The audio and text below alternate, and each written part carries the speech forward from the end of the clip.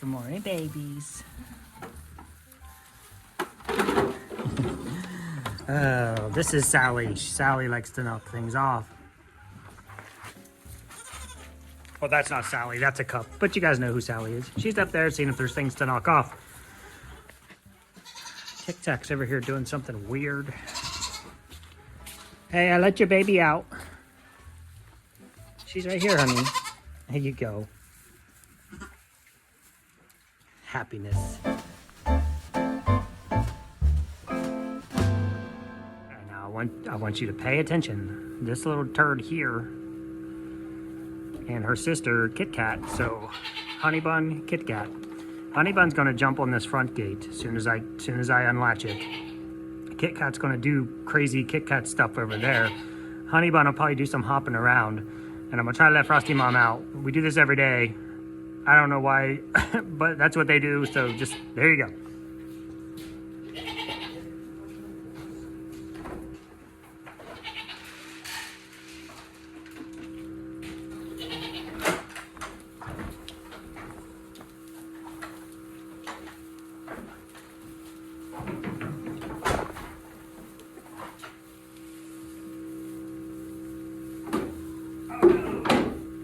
I forgot to fill their food dishes.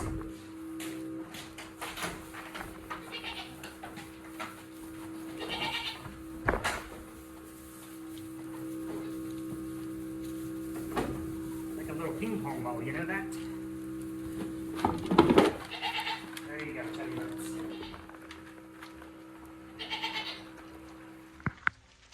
As you guys know, we're into the breeding season now. Gingy, did you just pee and then smell it? Of course you did.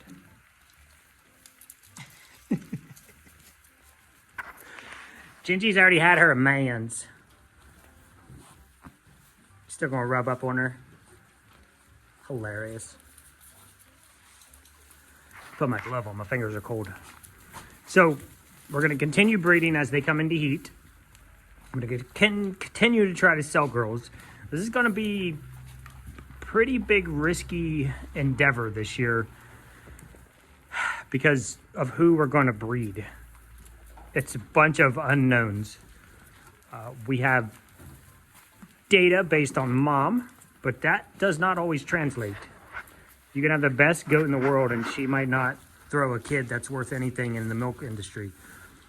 So Mochi is an amazing milker. She's still probably pushing right around 20 ounces a day. So we're gonna do 20 ounces. It would be twice a day, but since I haven't been able to sell any babies yet, we're not selling her baby anyway. Her baby's tapioca. And we don't have a plan for separating babies from moms that we plan on keeping so I can milk twice a day or 3 times a day. Never milked 3 times a day. Don't know why I said that. It's cold. Leave me alone. Gingy has been bred. All the fuss and muss I was talking about with Mochi is because we're keeping tapioca. And that's the only reason we're not keeping Sally. Although I do like Sally. We need to test Tappy. Is this tapioca out here? Is this? Yeah. So this is tapioca. She's a Mochi baby. And we're going to breed her because we want to, hopefully we'll have the same results. What makes me nervous is these are going to be all unknown girls pretty much. So tapioca, we don't know if she's going to produce good milk. Should. Kit Kat and her sister, Honey Bun, are sugar pie babies. Where's Miss Sugar Pie? I want to show you their moms so you know exactly who I'm talking about. Sugar Pie, Honey Bun, that's pretty obvious. And then there's Kit Kat. She is probably our best milker ever. Actually, I don't think she probably is. She is, in fact. Honey Bun, or Sugar Pie is. So we're going to breed her 2 daughters, Honey Bun and Kit Kat, and hope we get solid milk production out of them. There's also the risk factor that it'll be their first freshening, so they might not produce at a level they should. We're going to breed Mississippi, aka Gucci Goat. She should be good. Her mom's a great milker. I'm trying to find everybody. So we have Gingy,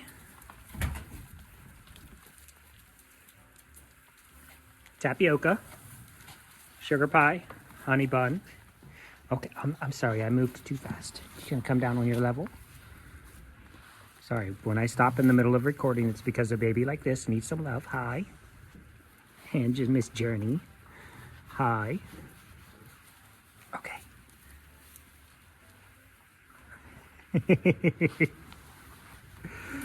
And then we have Twinkie we're gonna breed.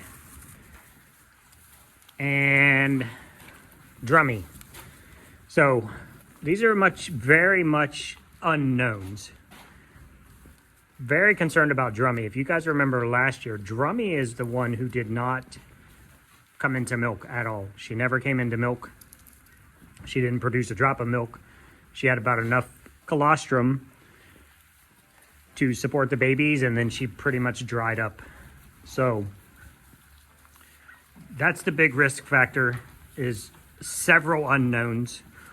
One is a solid unknown, and then the rest should be good based off of their mamas. So that is going to be our breeding lineup for this year.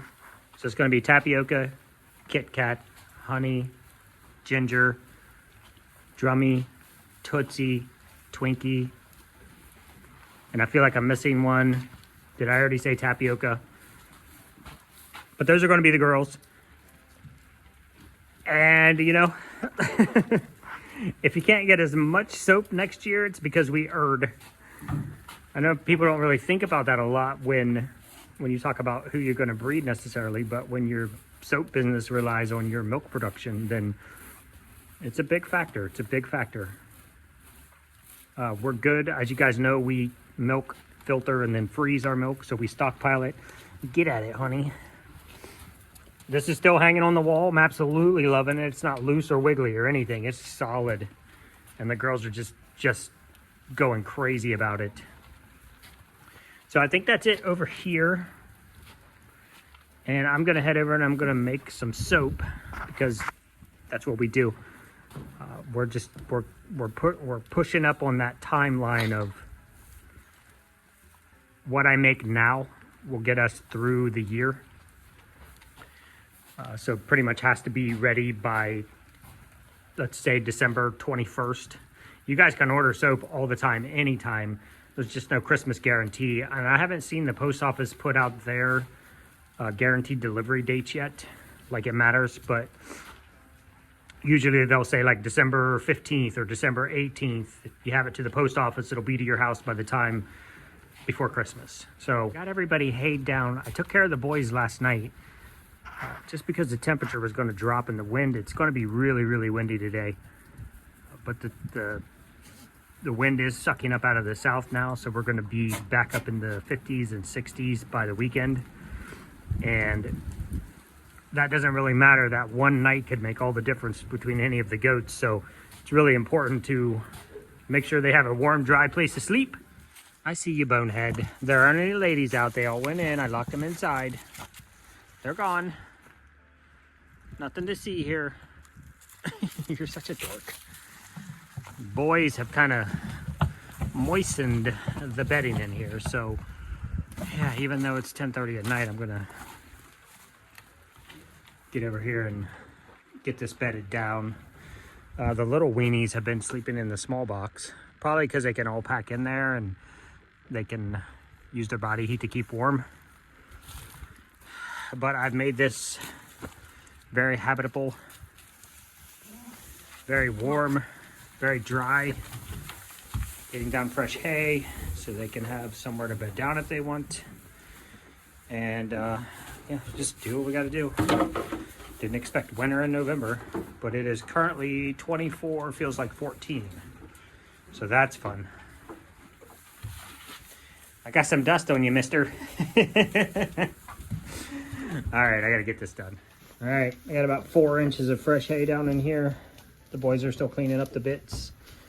And I just hope they stay in here tonight instead of in the small house. I assume if they get cold, they'll come over here, but maybe not. It is what it is. All I can do is provide them the area. There's not really much else I can do. I could lock them in this. I could close this gate and keep everybody in here, which would force them into the house. But if they're choosing to sleep in there, that's because they're warm in there. And Buster Brown, you have solid, I don't want to walk too close, he might back up. You have some solid President Snowbangs. BB. Hi. You're so cute, Buster Brown. All right, that's it for tonight, y'all. And you can give them the warm, dry place to sleep, but it doesn't really matter if they choose to sleep elsewhere. So it is what it is. It's their choice. The big barn is dried down, fluffy hay. You're still standing there. I remember when you used to do that way more. You've always done it more than any other goat ever. Hi, beautiful. Hi. Oh, you're happy now? You got your boy yesterday. I love you so much. Oh my goodness. Look at that face. That is a smile. And you, Mr. President Snow, with your big goofy grin, always happy, always smiling, and sometimes hay on your head.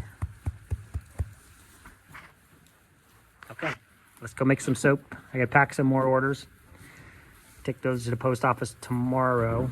We'll process everything today. We're back to our Monday, Wednesday, Friday post office delivery. Girly girl, you're so happy.